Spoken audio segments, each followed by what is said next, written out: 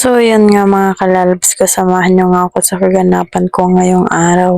At yun nga mga kalalabs ko, papasyal nga kami ng kaibigan ko dahil punta nga siya dito sa Baguio. Kaya ngayon nga, day off ko nga din, kaya magpapasyal na nga kaming dalawa. Punta nga muna kami sa SM mga kalalabs ko.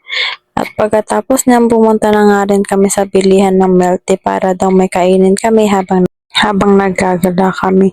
Pumili nga lang kami ng milk tea at fries mga kalalabs ko. At kaya yan, pumunta na nga rin kami sa sakayan papunta sa Valley of Color mga kalalabs ko.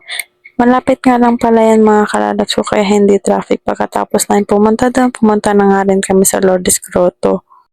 Nagulat nga kami mga kalalabs ko dahil sobrang taas nga talaga ng hagdan. Nag-picture-picture na nga rin kami. Tapos nga umakyat na nga rin kami sa taas mga kalalabs ko.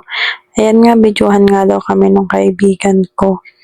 Pumunta na nga rin kami sa taas kahit sobrang haba-haba nga ng hagdan mga kalalabs ko. Try na nga rin lang pumunta dito.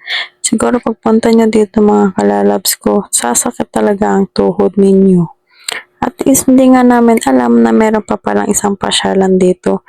Yung tinatawag nga nilang Eco Park mga kalalabs ko. Kaya pumunta na nga rin kami doon. Pagkatapos pumunta na nga rin kami dito sa Diplomat Hotel para pumasyal na nga rin mga kalalabs ko.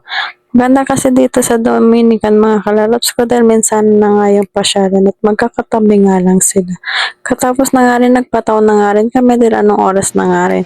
Naghanap kasi kami ng kakainan dahil sobrang gutom na nga rin kami. Na nga rin yung kinain namin mga kalalabs ko. Kaya yan, naglalakad na nga rin kami para umuwi na nga rin sa bahay. Kaya yun lang ang kaganapan namin ngayong araw mga kalalabs ko.